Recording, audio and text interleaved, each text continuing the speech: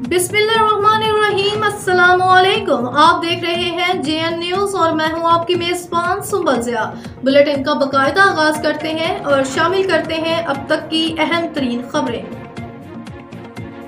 खबर शामिल करते हैं बहावलपुर से। अरसलान सदीकी की रिपोर्ट के मुताबिक DPO बहावलपुर सैयद मोहम्मद अब्बास के अहकामात, थाना कोतवाली और CIA पुलिस की मुश्तरका कार्रवाई, मुलज़िमान गिरफ्तार, चोरीशुदा मोटरसाइकिल और नकद रकम भी बरामद।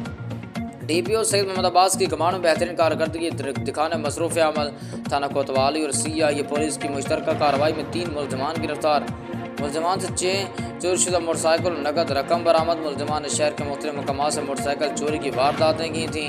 मुलज़िमान से मज़ीद तफ्तीश जारी है। रिकवर शुदा मोटरसाइकिल कानूनी कार्रवाई के बाद असल मालिकान के हवाले किए जा रहे हैं।